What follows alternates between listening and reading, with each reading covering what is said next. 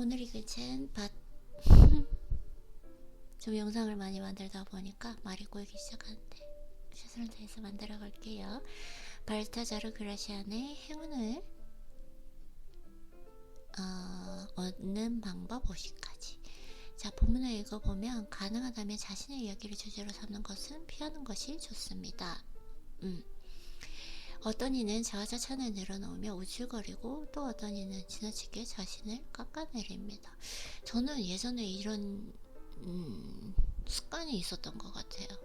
친구들과 얘기할 때, 누군가가 얘기할 때 쉽게 나의 개인적인 이야기를 얘기하고 내 개인적인 느낌과 의견들을 마음껏 얘기하는, 거기에 어떤 제동이 없는 그런 시절이 있었던 것 같아요.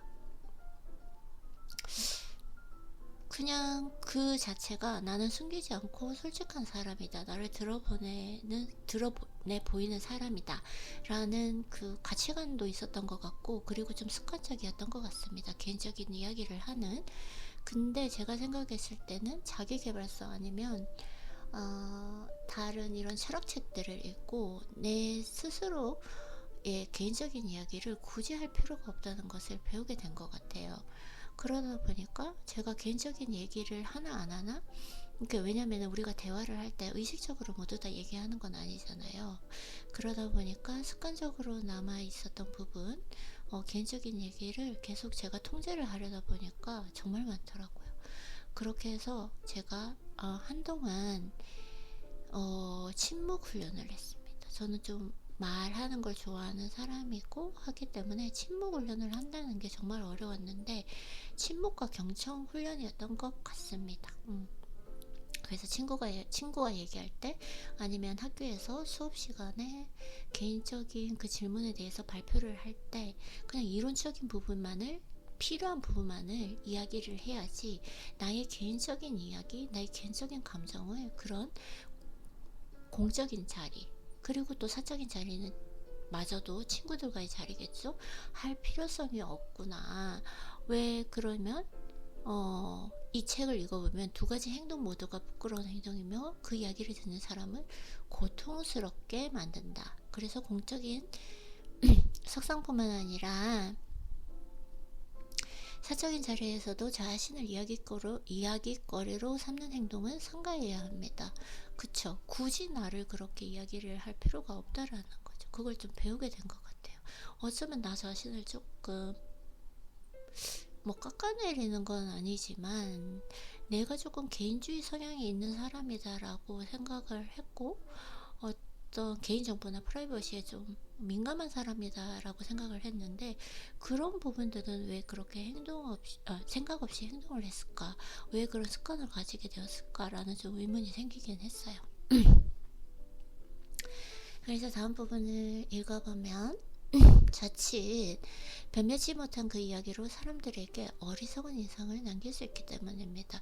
사실 나의 그런 이야기를 꺼내면 상대방은 또 본인 이야기를 꺼내는 그런 장점도 있었던 것 같아요. 근데 제가 좀 책을 읽고 나는 그런 이야기를 하는 사람이 되고 싶지 않다라는 결정을 내렸고, 그때부터 침묵과 경청의 훈련을 했던 것 같아요.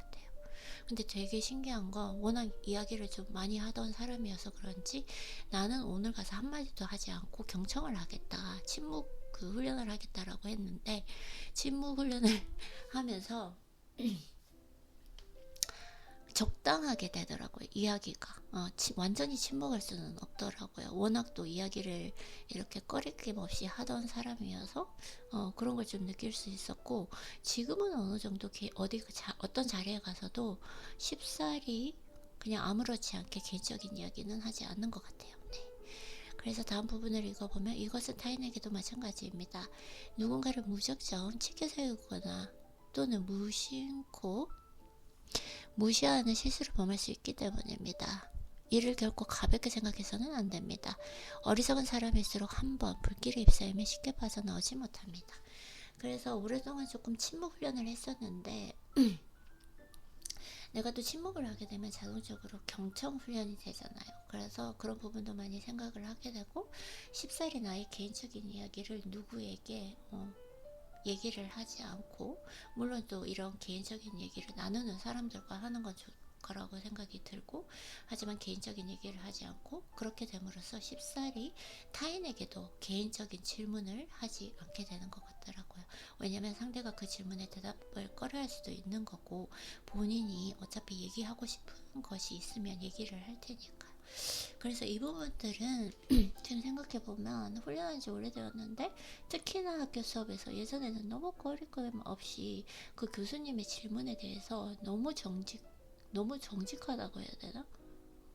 시시콜콜 개인적인 이야기를, 그러니까 이렇게 표면적으로 얘기하지 않고 정직하게 그때의 내 생각과 의견을, 그 공식석상이라고 할 수 있죠. 그 자리에서 이야기를 했던 것 같아요. 그래서 지나와서 생각을 해보면 굳이 그 자리에서 그렇게까지 깊이 내 개인적인 이야기를 할 필요가 있었나 라는 성찰을 하게 되었고, 왜냐면 매일매일 이렇게 나에게 쓰는 편지를 하잖아요. 그래서 그 부분들을 이게 하루아침에 고쳐지는 게 아니더라고요. 왜냐면 내가 가지고 있었던 관성적인 습관이 있잖아요.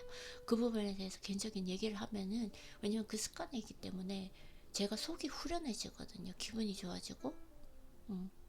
근데 그걸 이제 다른 습관으로 역행을 하려다 보니까 좀 힘이 드는 부분도 있고, 뭔가 좀 학교 수업을 하고 왔는데 좀 뭔가 이렇게 찝찝한 마음 이렇게 들지만, 또 그 하루를 저녁에 성찰해보면, 아, 이번에 정말 쓸데없이 개인적인 얘기를 하지 않았고 친구 훈련을 잘했고, 이런 공식적인 자리에서는, 공식적인 자리 맞나요?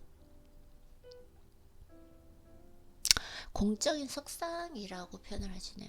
또 새로 배우게 됐는데, 공적인 석상에서는 그런 개인적인 이야기를 할 필요가 없다. 사적인 자리에서도 마찬가지로, 물론 사적인 이야기를 나누는 그 사람과 그 대상과는 마음껏 누려도 되지만, 모든 사람에게 그렇게 나를 다 드러내 보일 수는 없다.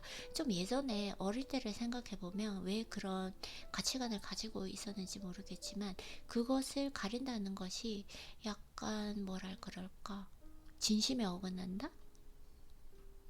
나는 조금 어떤 나의 생각과 감정을 가리지 않는, 숨기지 않는, 뭐 정직한 사람이다 라는 자기만의 좀 도취가 있었던 것 같아요. 아니면 그냥 습관적일 수도 있고, 모든 부분들이 통합되어져서 그런 부분들이 있었던 것 같습니다. 그래서 뭐 어떤 분들은 아니다, 나는 이런 개인적인 얘기를 스스럼 없이 얘기하는 걸 좋아한다, 나는 이런 사람이 되고 싶다 라는 분도 있을 거고, 그 자신을 흠모하는 자신으로 만들어가는 그 과정이라고 생각하거든요. 나를 흠모하는 자신으로 생각해 봤을 때, 저는 좀 그런 것들을 분별할 수 있는 사람이 되었으면 좋겠다라는 생각이 들었고, 그래서 오랫동안 훈련을 했고, 지금 많이 성장했고, 그런 사람이 된 것 같습니다. 그러면 또 이렇게 영상을 만들어 봤고요. 이제 조금 차분해지려고 하는 마음이 있네요. 오늘도 평온한 하루 되시고, 날씨가 너무너무 좋아요. 조금 이따 산책 갔다가 운동 갔다 오면 완벽한 하루가 될 것 같습니다. 그러면 오늘도 평온한 하루 되시고, 들어주셔서 감사합니다.